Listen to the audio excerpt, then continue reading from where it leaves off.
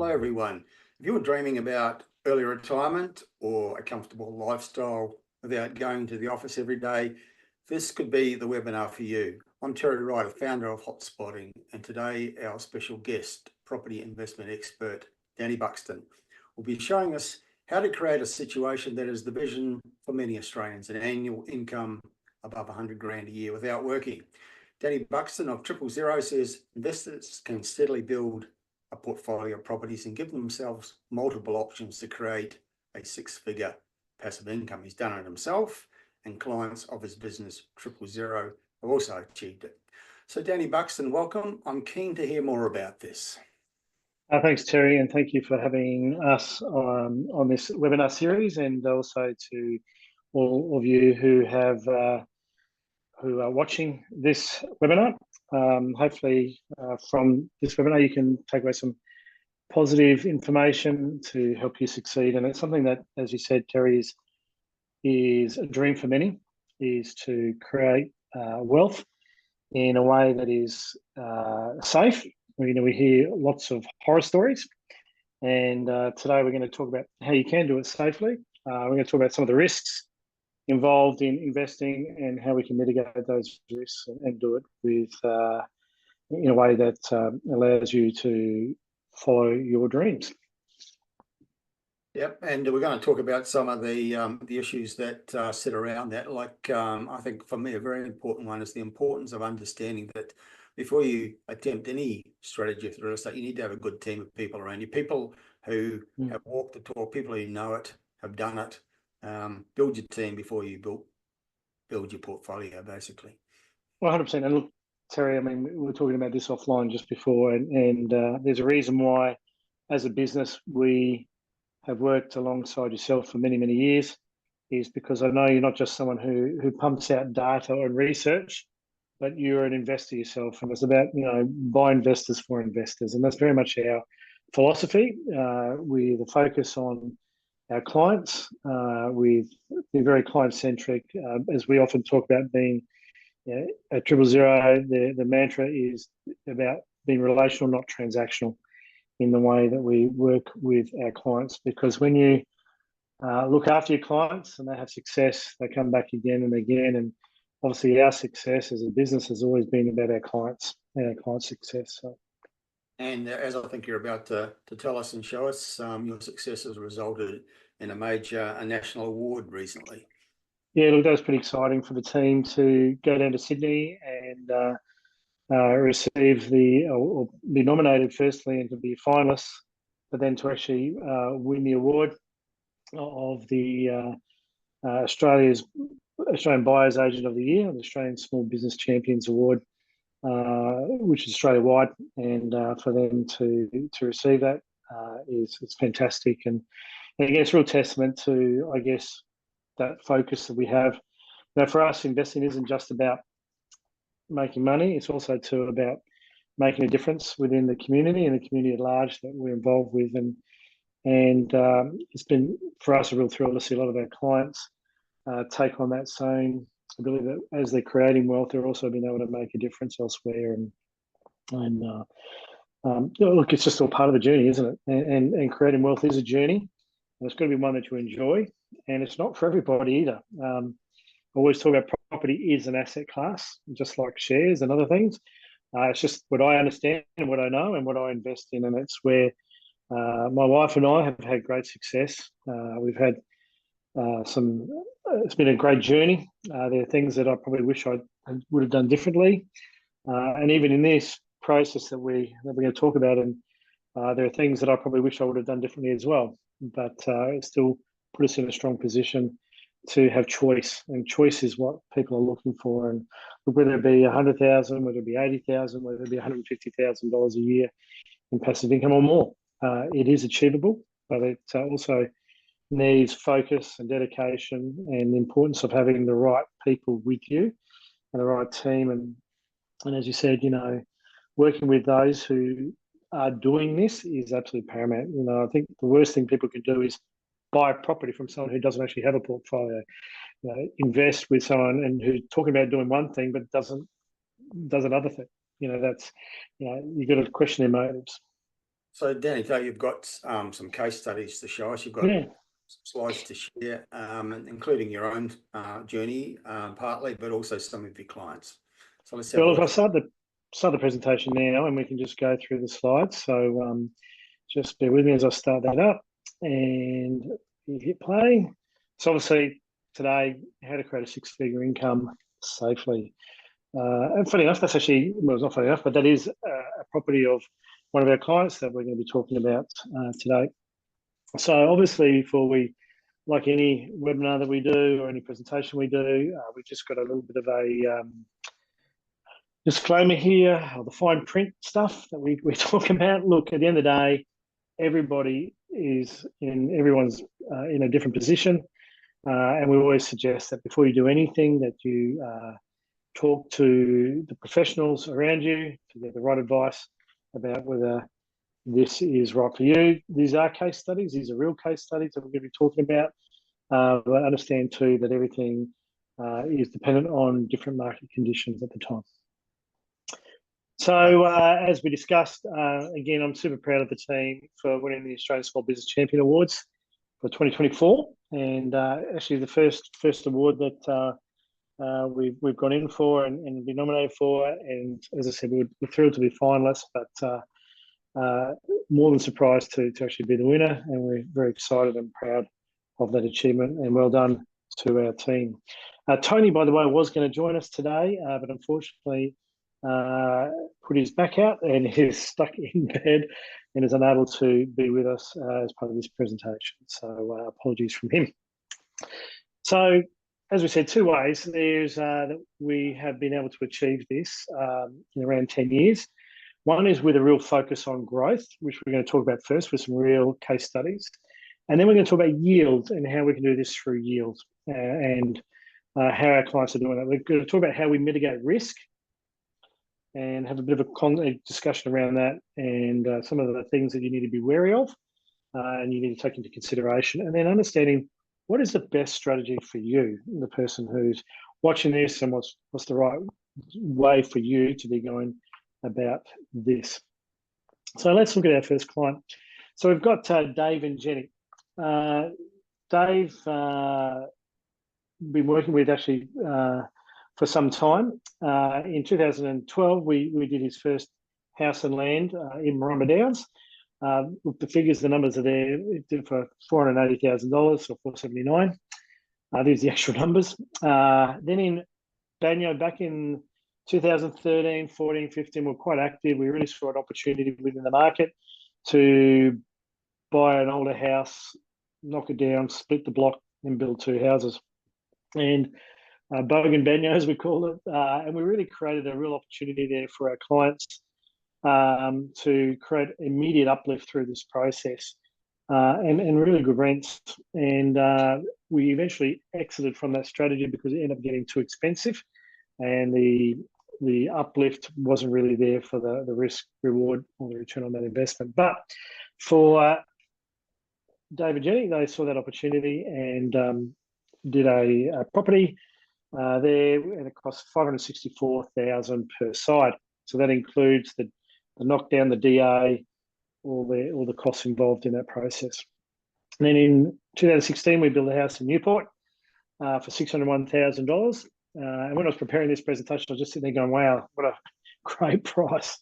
And it was only feels like the other day that we were doing this. And then in 2019, we did a duplex in Maitland in New South Wales, where the total cost was $660,000, and including the separation of title, all up to $330,000.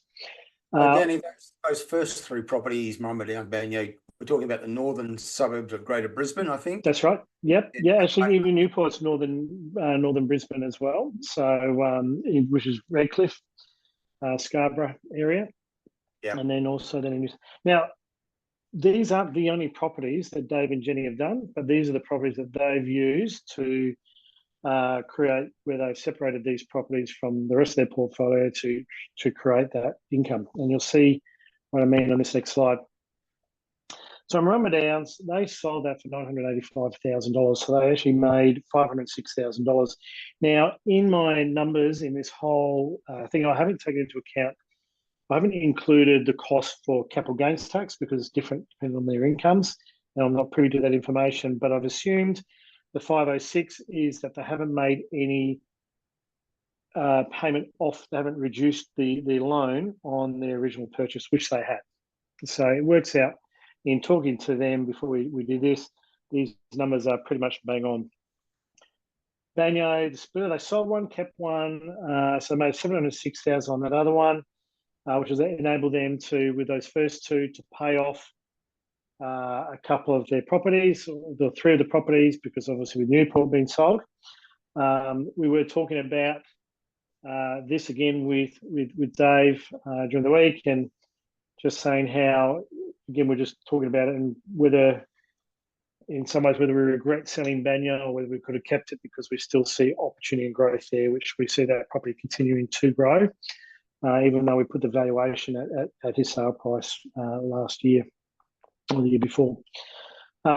So with some of that property, he's negated any loans on this particular portfolio, on this part of his portfolio, and he owns the Banyo property and the two Maitland duplexes, and that has given him an annual income of $110,500 with no debt on those properties.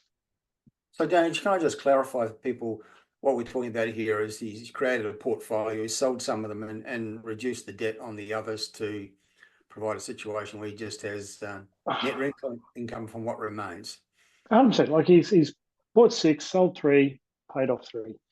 And deliberately chose which ones to do, to then work through his spreadsheets with his accountant about which is the right ones for him to achieve that.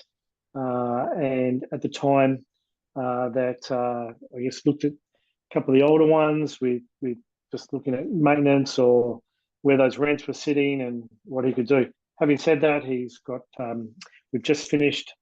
We did a house up at Southside in Gympie. We've completed a house earlier this year for Dave and Jenny also in Batinia. In Narimba, in Aura on the Sunshine Coast. So they're still active in building their portfolio, and it's put them in a really good position in this regard. Their focus is again, they still have they're still in their 40s, so they still have some years where they still want to work, continue to build their portfolio, and whether they repeat or do something different, they're still working through those goals, long-term goals of what they want to achieve. But right now they've got that passive income. So I've done a very similar sort of thing, sitting here myself, and you can see here where we did a property in North Lakes back in 2010 for $460,000. This was an interesting build that we did. It was actually the first for a period of time again. We saw an opportunity to build 5-bedroom houses, and where we just noticed that in North Lakes, even though there was a few rentals about, we realised that there was a real need. So I was looking at the data, the research, and looking at where, if we did a 5-bedroom house, how that would perform. And it has not had literally hasn't had a day without a tenant. In fact, across our whole portfolio of our properties for all of our clients, we have a vacancy rate of less than 1%, and that's from going all the way back to the last 15 plus years, so almost 18 years. Again, because we're very careful about where we buy. 2011, just did a house and land for $470,000. Then again, also in Bogan Banyo, again, I'll talk about walking, you got to work with those who walk the talk. I did a splitter before we started doing splitters for clients. So it was something that I had done, and I did a splitter in Banyo in 2013, all up my costs. Bought a block of land. It didn't even have any DA. It was one lot, did a full DA, separated the block, built 2 houses for $510,000. Then in Nudgee, we found a block which had already been subdivided, and there's 2 lots there. I had a client buy on one side, I bought on the other, and bought that for $520,000. Bridgman Downs, in a development there, $638,000, 2014.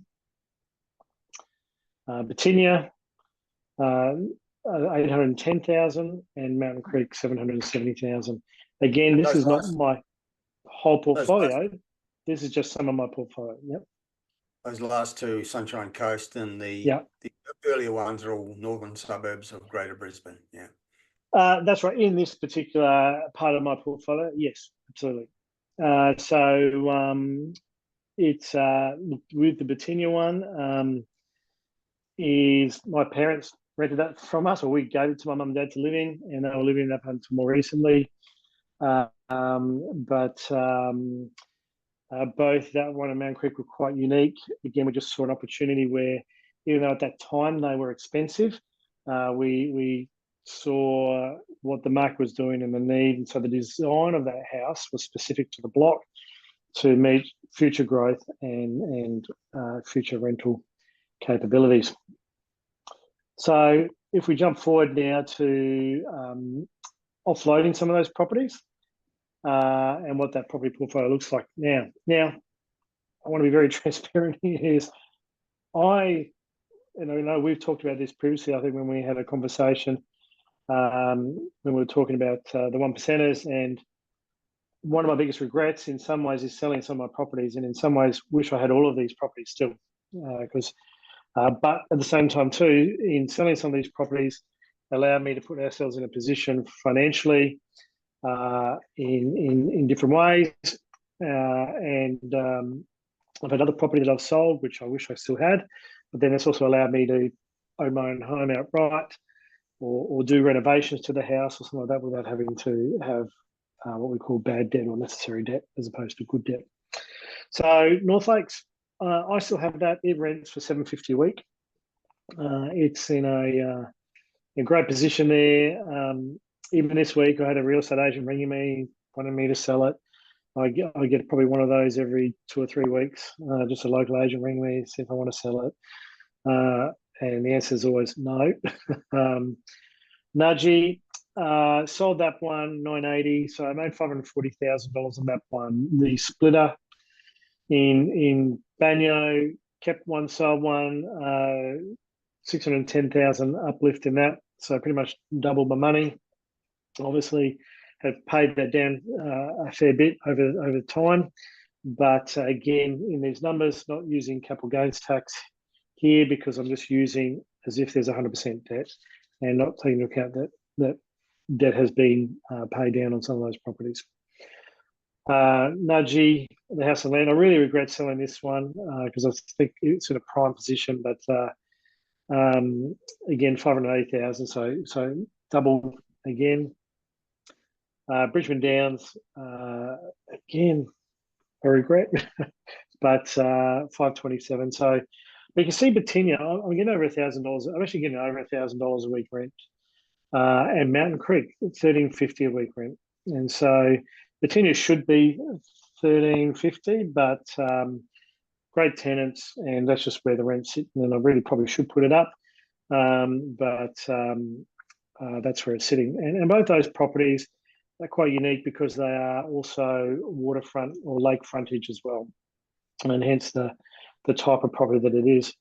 Now, if you actually have a look at my rental income that I receive on that, with just a very small mortgage left over on that portfolio, and again, I still have other properties, but you can see there is a passive income of $200,000 in rent coming through.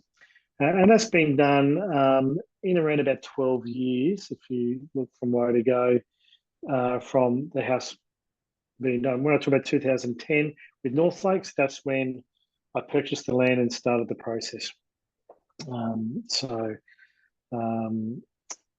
That's, again, how I've focused on doing and building my portfolio. And this is how a lot of our clients really were focusing on growing and building their wealth through this way. Alternatively, I could have just sold my properties or sold or completely liquidated my portfolio and then put my money into managed funds or shares if I wanted to. But for me, I'm a property person. It's what I understand. It's what I do. And quite happy to go down that way.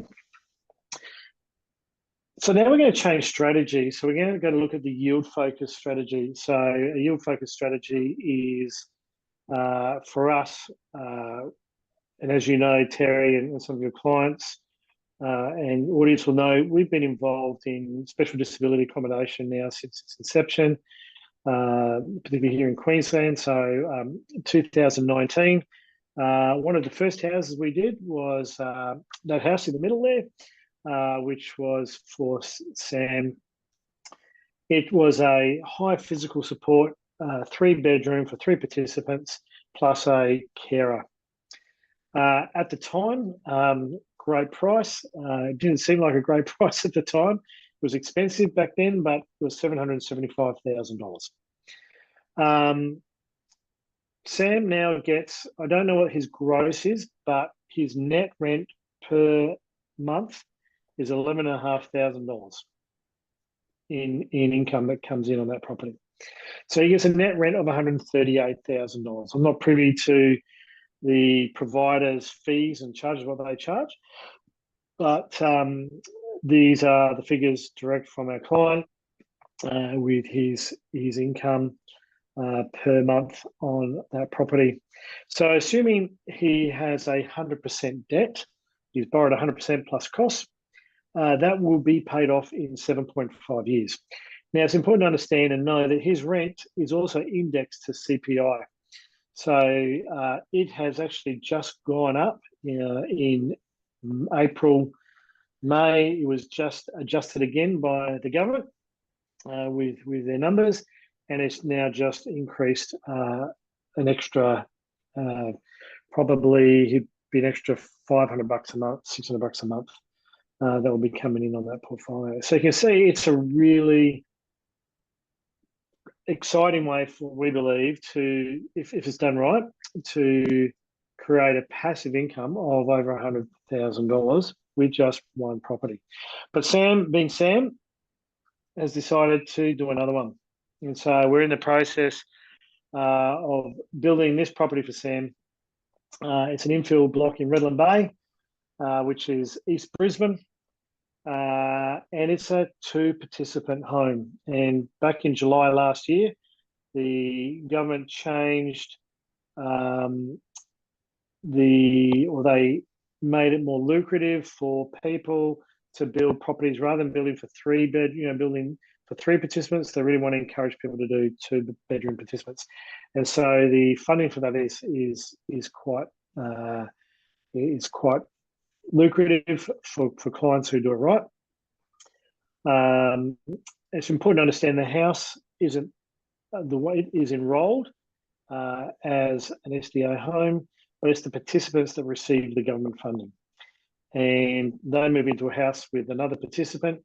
They'll receive 25% of their pension. Their original rent contribution has to come in, plus their SDA funding, which is separate from all the hoo-ha that we're seeing in the news about NDIS and having to reduce costs.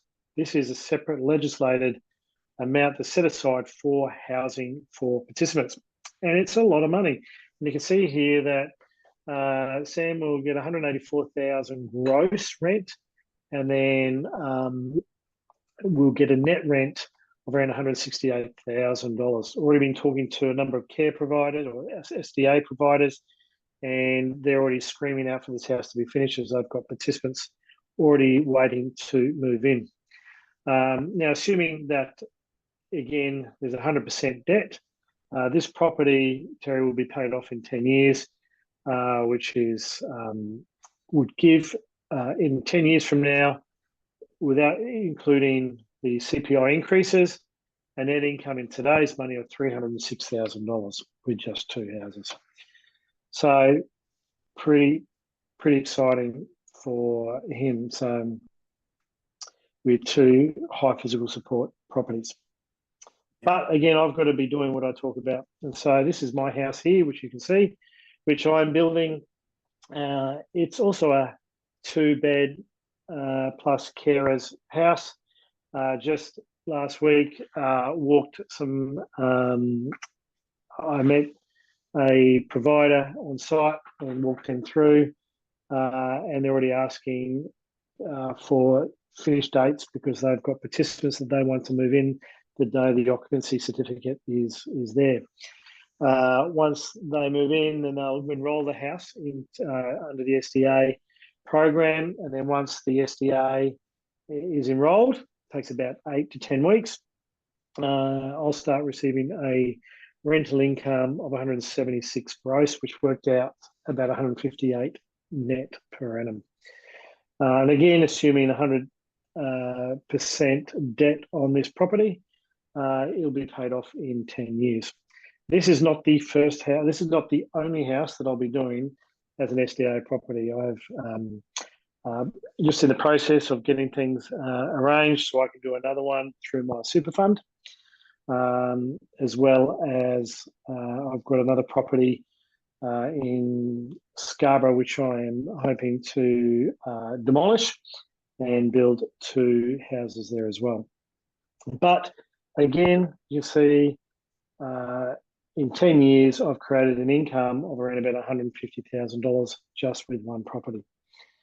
So there are 2 different strategies. There, one focusing on growth, which is certainly achievable for our clients, and traditionally how we used to do things. It's a proven strategy, and it's a way a lot of people have created that passive income. Look, whether you do it in 10 years, 15 years, 20 years, look, I always believe property is a long-term thing. And your strategy 2 is just really with a focus on yield. And for us, it's really focused on the really high yield. I don't believe there's anything that yields as well as SDA property, but again, it's got to be done properly. And there are a lot of risks and challenges, which I'd like to stop the presentation and we can maybe just have a little bit more of a chat about that, if that works all right. If I can do that. So Terry, be good to get your comments while I just grab a glass of water. Sure. Look, Danny, I've got a lot of feedback from people over recent years about this type of property. One part of it is people where it's been done well with the correct advice and they've had a great result. And it's a win-win situation because there's a desperate need in society for these types of properties for people in that kind of need, but also it's a great result for the investor owner if it's done the right way. And the other type of feedback is it's gone really pear-shaped. And I believe it's usually because people have been getting bad advice from the wrong people and it hasn't been done the right way. And I think that's the significant distinction that needs to be made with this type of property. Oh, look, I couldn't agree with you more. And look, there's risks in both strategies. And if we talk about the first strategy with just the proven traditional way of doing things, and look, even that just at the moment, and I'm not going to get on my little high horse here, but I get very frustrated because we do have a housing crisis at the moment. And the government, in my mind, could quite, not easily, but could quite do a lot of things to help solve the crisis by incentivising investors to build more houses. Because if we have more properties and we have greater supply and greater incentives to investors to invest in property, because people need somewhere to live. Everyone needs a roof over their head. But there are a lot of challenges with building. And the first is your builder. You've got to have, and I know we've talked about this on previous webinars in the past, but you've got to have a builder who's cash strong. They're very financial. They've got a really strong financial record. They've got real reliability in not just their building, but coming back to deal with defects. Defects are always going to happen because there's a human element in building things, and things don't always work right. And so there's really good communication and good build times and timeframes. So often we have seen where a team have worked with clients and we've had a house built and the house next door may have started before ours, but it's still halfway, and it's still half built by the time our house is finished and completed and tenanted. And that's just extra holding costs for people during that build process. Location. Most builders, Danny, that's the problem I think most people face. I mean, I've heard you articulate that importance of having a builder that's financially strong. How do you find them? With a lot of difficulty, with a lot of conversations, a lot of meetings. Look, we get approached, the business gets approached by builders regularly. We have regular stock lists and different things sent out, but we've got to be convinced. And for us, it takes a number of years before we go, yep, we're happy to work with you, because we want to see their process from where to go. You know, we want to understand and look at their books. You know, you can be really financial, but you might build a really crappy house. You want someone who builds a really good house. You know, I don't want cheap. A lot of people always go for the cheapest build or the cheapest price.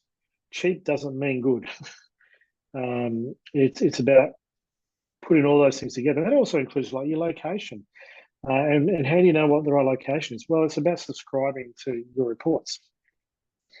It's about going and sitting down and having conversations with yourself, with people like ourselves, because it's what we do. We research, we read, but not only do we look at the data, we actually go out on site and we actually go to the place. There's some places that we've seen that, look, this place sounds great, and then we go out there and then we see what's been offered, and it's every single house is sold to an investor, and every house is the same.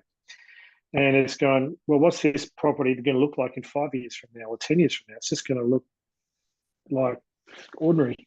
You know, I want to be mixed with owner occupiers in and around. I want a really good owner occupier presence, because they're going to value add to their properties, which is going to value add to my properties. Just looking for those little things there that really make a difference. So having your boots on the ground. The challenge with this strategy, the first strategy, is it is reliant purely on growth. And so you are reliant on time. Now, time, we always talk about time in the market and timing the market, and they go hand in hand. We do want to time the market right in where we go and when we get out, but it's also allowing that property to do what it does best and to sit and grow over time. There's no get rich quick through property. It's about putting the right things in place. And this one, it is very time dependent. And I always say, look, you should be allowing 10 to 15 years. People talk about property cycles, and if you get all the numbers and the charts, you can say, look, if property doubles every 7 years. Well, that's if you average it out, but the cycle isn't an every 7-year cycle. It varies. Sometimes it's 10 years, sometimes it's 15, 16, 17 years. But it can depend on the location, Danny. You mentioned the importance of time, but you can certainly shorten the time frame of achieving the result, the location right. And that's right. And that's what we've done. And those perfect examples, those ones where we did those splitters or the Juba, we're actually manufacturing growth as well by going to an area where, when we were doing this, 2013, the property market was dead. It wasn't growing, but we were seeing uplift straight away. And we'll continue to see year on uplift in that portfolio. The other thing which is really important is having a property manager, and a really good property manager working for you and with you, that's an investor themselves. And they come a little bit biased. We have a property management arm as well, but it's by investors, for investors, seeing them get the results that they need to get, where it's really focused on achieving the best results for clients, and having a really good property manager who's not, and I don't mean any disrespect to someone who's just finished school, who's managing a property, but I'm going to maybe offend someone here, but I want people who are property owners managing my properties, because they know the pain that I go through if someone misses their rent, and they understand that process. So they're investors themselves, and that's why it's so important to have the right property management team. But it is about having the team, as we've talked about, having a team of professionals who do this, don't just talk about it, but actually walk the talk, and have built their own portfolio and are building where their clients build. They're investing where their clients invest. And that's, I've got a property I've just finished this year in Aura, and I've got a client right next door to me where I'm building my special disability house. I've got a client right over the road, but I'm surrounded by owner occupiers. So it's really important to understand that. Now, if we look at the SDA, the NDIS, and I could spend a whole webinar talking about this, and we have. And we've got a great video where you and myself with our social impact housing specialist and financier, we sat down and we talked about all that information and happy to send that to anyone who's wanting more information as a starting point. But there's significant complexity in dealing with special disability housing. And if someone's selling you that or talking to you about doing that, they need to understand the complexity that's involved in this process. There's complexity with the lending. You've got to use, ideally a specialist SDA lender that understands and can take into account the rent. And we've seen clients, and we have clients who may have struggled to get a normal house and land, but they can get an SDA house, even though the borrowing's higher, because the bank will take into account the full rent as part of the servicing. So there are some opportunities there for some clients. But again, you've got to have the right finance structure to make this work. The location is just as important as it is in buying a normal house, albeit different. The location is still based on where people want to live. People need to understand people with disabilities are still people like you and I.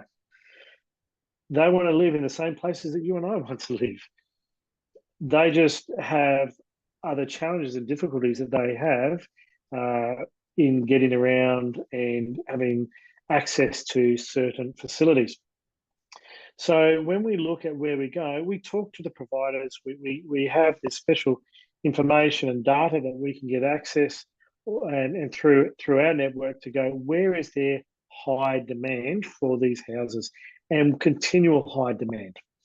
And so we're focusing on demand, not where it's as cheap as I can get. I get in trouble for talking about this, but it's a good friend of ours, a school friend of my wife's, is one of those people you talked about before who thought she could do this herself and went to a seminar, signed up and built one of these houses at the back of Ipswich.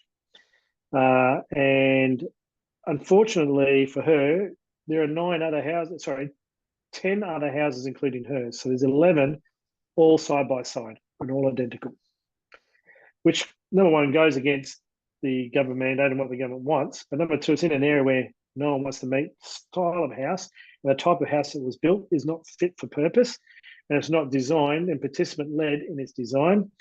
And we've had numerous conversations, including, unfortunately, a lot of tears about what she's going to do, because this house has become a disaster and an absolute nightmare. And I think it's criminal. I think it's absolutely horrible and terrible that a spruiker has offloaded and sold something for a commission without actually knowing what they're doing and putting someone at risk financially. Fortunately for our friend, she's got the financial capability of working through this and getting through this, and we put her in touch with some providers who are providing some advice on how she can make some changes. She'll get a lot less than what she thought, but at least she'll get that property rented. So this was the provider. The problem was the location, essentially putting the product in the wrong place for where the demand for the product is. And the wrong type of house. It was a 3-bedroom house that was for robust. Robust really is for one person, not 3 people. But there's a whole pile of different things. There's a whole pile of different complexities in that situation.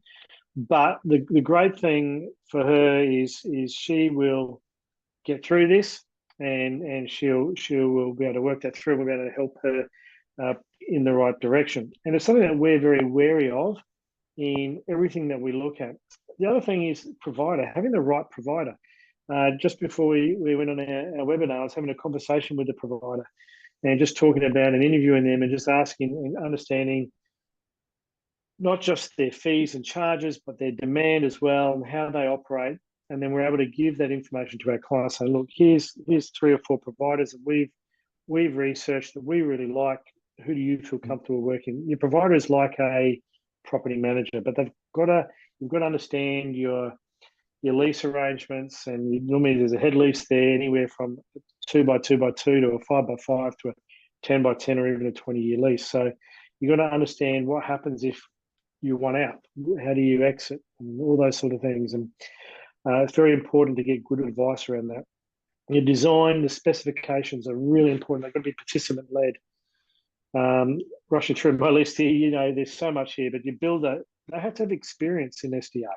Not only do they have to meet all those other things that we talked about, being financial and reliable and good timeframes, but they have to have experience in building special districts, because if it's out by just a little bit, then it's not going to meet its final tick of approval. So, you've got your certifiers who are SDA certifiers, and you've got to make sure that as they build it, it is built millimetre perfect. Because you're out by just 2 mil, you're not going to get that final tick off. And then there's going to be costly renovations happening on a brand new house, which no one wants. You also got to understand there are timeframes that can be there. So once the house is finished, so to start, it takes a little bit longer to get your approval, because it's not just getting your building approval, your development approval, but also your certification, SDA certification or an approval with your plans. But then your build takes a little bit longer. Then it's got to be enrolled, and then it takes a little bit longer to get your participants. But again, you've got to work with the team and the team around you that understands, has done this, not just sold these or helped people get into these, but is actually doing it themselves. And that's something that we do here. It's not just me, but Tony, all of us. We love this as a strategy. We see it as a game changer. I think special disability accommodation, for those that want to go down this path, it's a once in a lifetime opportunity to create intergenerational wealth just through 1 or 2 properties. And I like it too, because it's recession proof. Doesn't matter what happens in the general market. I've got a participant who's funded by the government renting my house, and they need that house. The government's not going to pull that funding that I can see, because even though they're paying me a lot of people go, why would the government pay you $150,000 for your house, Danny? Why would they do that? Well, because I'm saving them $200,000, $300,000 in unnecessary accommodation that's not fit for purpose. So they've worked out that it's actually cheaper for them to pay me to provide the accommodation for them to be in a hospital or in a nursing home or in aged care or in an appropriate housing. And so I'm providing a solution for the government, and therefore they're happy to provide me. But it must be done right. There you go. Questions? Thank you, Danny. Yes. Are we ready for some questions? We already have many, and I'll start to work through them, and just to let everybody know out there watching and listening that if you do have questions for Danny on any of the topics we've talked about today, please type them into the Q&A panel or the chat box, and we'll try and get through as many as we can in the time we have left available. Harrison Danny is asking about the typical leases, and that's an obvious question that people would want to know about. What are the structure of a typical lease for this type? It's a great question, Harrison, and it's one that is dependent on each provider. Each providers are different in the way they do it, but it is like a commercial lease. They'll normally do a head lease with a flow-through lease, and normally it could be 2 by 2 by 2 ongoing option every 2 years. It could be a 5 by 5 or a 10 by 10. There's a provider that we really like. They do a 20-year lease, but then there's flexibility there with non-performance clauses and stuff like that in that event, but very much like a commercial. Mark is asking how long it normally would take to build an SDA home from start to finish. The actual build process is around about between 30 to 40 weeks, but then you've probably got about 2 to 3 months before you can start the build, going through the approval process. And you probably need to allow another 10. That's what I was talking about before about one of the challenges is the timeframes that occur. Is it can take, it takes around about 10 weeks, 8 to 10 weeks to get the house enrolled. Having said that, if you've got participants ready to move in, they can move in straight away once the house is fit for occupancy, but you'll only receive the reasonable rent contribution until the house is enrolled, and then you'll get the SDA funding. that's something we can talk about offline if you want to talk more about it. Earlier in your presentation, Paul asked the question, how many participants does he have in the house? I think it was when you're referring to one of your clients, it was Sam, I think, the first one he did. I think you said there were 3 participants. Sam has 3 in that one, and then his second one will be 2. So, yeah. I take it that's quite a normal situation, that a typical SDA property will be not just for one occupant, but for 2 or 3, and maybe with a carer on board as well. There's a carer. So most business offices will often have a carer. There are instances where you might decide to take a little bit less. You've got a great person who wants to move in, but it's a family, and so what they call Appendix H. So it's a little bit less, but they get additional funding. But most Appendix H, tend to go more into apartments or into a villa or a duplex style house. Okay. Now, Amanda's asking a question that I imagine is in the minds of a lot of people who are watching today, and that is, can you take an existing house and renovate it to suit SDA requirements, or do you have to build it from scratch? Yeah, look, you can renovate, but you won't get the rental return because the funding is based on new properties and new properties only, because the government's really wanting to promote. So you would get what they call legacy. So your payments would I would recommend, look, you need to really look at it, whether it's even worth doing that process, and particularly in the current rental market, purely from a commercial perspective. Okay. Another question I'm sure is also on the minds of many people from Jason: how readily can an NDIS home be sold? Look, it can be sold at any time, but the process, I mean, we've got a client who's just gone through the sale of his property. Actually, I don't know why you want to sell, but this is just because of a restructuring for this particular client. And he wanted to go into a completely different entity and redo a new one. But there are funds out there, and there are or superannuation funds that will quite happily buy something that's already up and running. It already has that rental return, and they'll pay like a factor of 7-8% for that, depending on the rent and the return and where its location is. Okay. But a lot of our providers have people who would happily buy those properties if need be. Anonymous attendee has a comment just on the overall strategy, I think, and that and how hard it is perhaps to get the finance to continually borrow to build a portfolio of 4 to 6 properties, and is questioning whether that strategy is realistic. What are your thoughts about that? Yeah, look, it's certainly with interest rates being slightly higher, and with property prices being higher, I still think it's doable because your rents are higher as well, depending on where you're going. Again, it's about getting the right locations.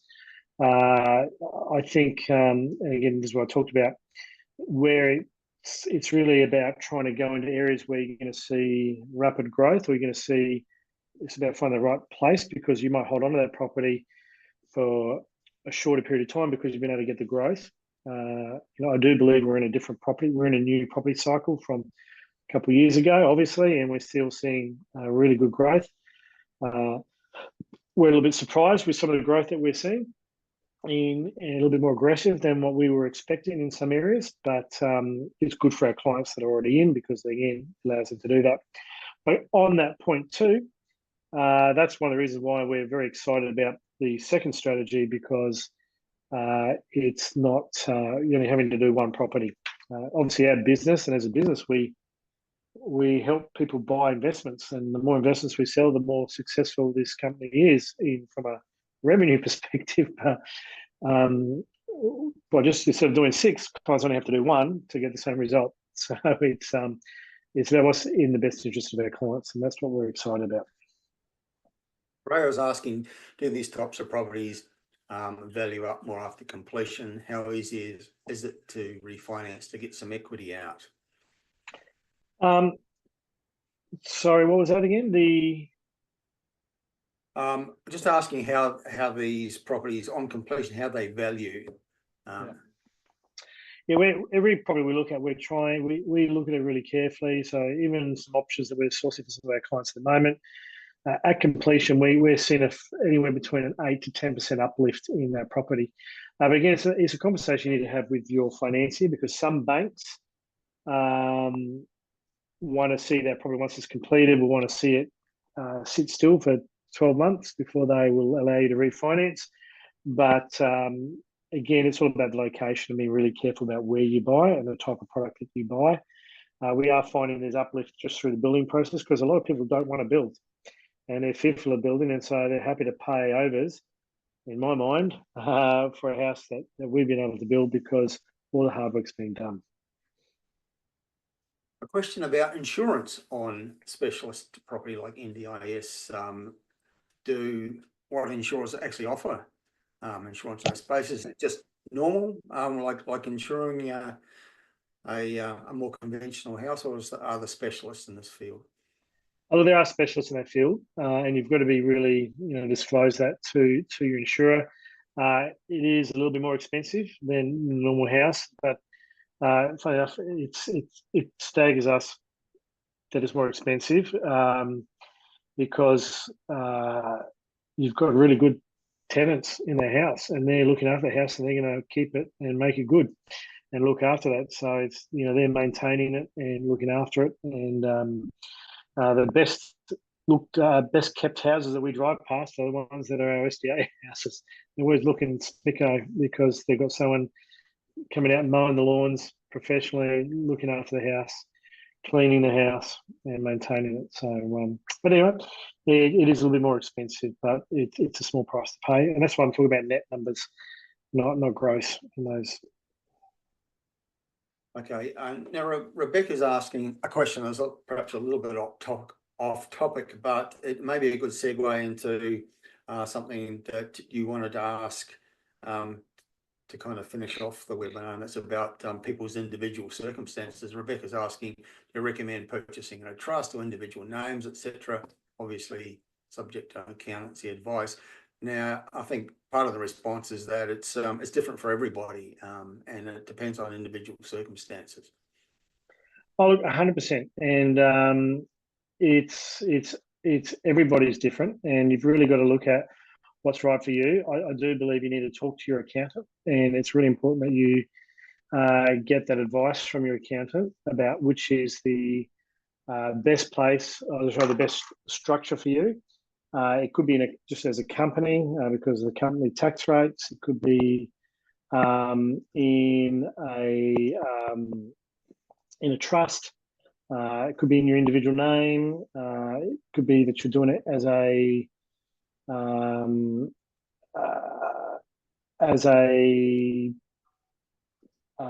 your super fund, in your self-managed super fund. So it's just really important that you get the correct advice from your accountant. And again, that's about building your team and having the right people there around you in supporting you in that process. So that's what's key. So I just want to share, and I just want to go here to my slides as we finish off.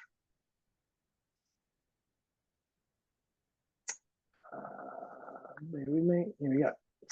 So again, there are some challenges and how to mitigate it. I guess the big key in mitigating risk, Terry, is just have the right people in your corner who are cheering you on and supporting you in that process, and make sure that you ask the question, what have you done? Where's your property?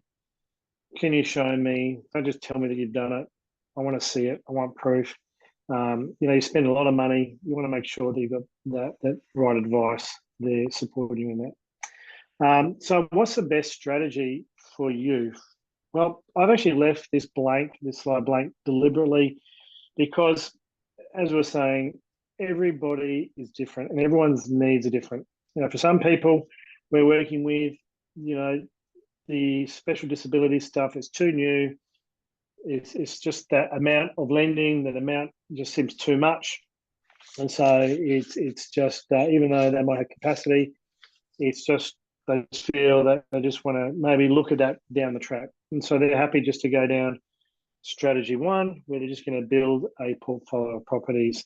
And then, I think it's really, and I'm a big believer, look, you can have all these plans left, right, and centre about building 20 properties in 10 years and all this sort of stuff. I just believe the best time to buy a property is as soon as you can afford to buy a property. And as soon as you can afford to buy a property, we sit down, we have a chat, and then we work out where we can go, where we're going to get those results. Whether it be in that early, in South Australia, where we're seeing huge results, great results there, and which I'm there next week, or whether it be we're there next week, whether it be in Southeast Queensland, where we do a lot of stuff, whether it be Maitland, whatever it is it's about understanding where we can make money for you as a client. And so, look at 000 Property. We're very big as a team about wanting to sit down and provide a free one-on-one discovery session with you. If you decide to work with us, we will then provide a free. We want to work with you with Hotspotting, and we have an opportunity there to provide some Hotspotting membership for you to be able to continue your research as a client. We think in partnering with Hotspotting, I think it's something that we're very passionate about. But it's again, I think property is not for everybody, and what we do is not for everybody. But I think everybody can do this. It just comes down to what you're comfortable with. But it's also maybe even just getting out of your comfort zone and you can do that when you've got the right team. For me to invest in an SDA property, I had to make sure I had the right team. I had to make sure I had the social impact housing specialist, who is a specialist in this area. That is, for us, is an absolute godsend in being able to look at all our data and make sure everything is right. About the research and getting access to that research, whether it be from Hotspotting and reading those really important reports, whether it be going out and having boots on the ground, and enables us to be able to then pull that information together to get a result that's great for our clients. And for us at 000, it's why each and every one of our clients comes back again and again and again and refers their own clients. And being referral based is such a big part of what we do. And I think it's why, as a team, the team won the award. So I want to thank you, Terry. I want to thank everybody for listening and being a part of this webinar. And we'd love to hear from you and have an obligation-free chat about and answer any more questions, because I'm sure there's plenty of questions that people will have. Yeah. And Carl was asking the question about how it all works and what fees you charge. Well, I think the best way to find out is have that that free one-on-one discovery session with Danny and his team. Costs nothing to do that, and it could be a little bit of time well invested to find out a little bit more about how you could replicate some of the case studies that Danny has shown us today with some of his clients, but also what he's done himself and his family as property investors, different ways of achieving that end goal of what the webinar was about today, achieving that high passive income. And it's not too late to start, Terry. It's never too late to start. It doesn't matter what age you are. We've got clients in their 70s doing this right now. Yeah. So anyone can do it. But thank you for your time, Terry. And thank you everyone for listening and being a part of this webinar. Look forward to speaking with you all soon. Yep. Thank you everyone for your participation. And we look forward to doing it again soon. Bye for now.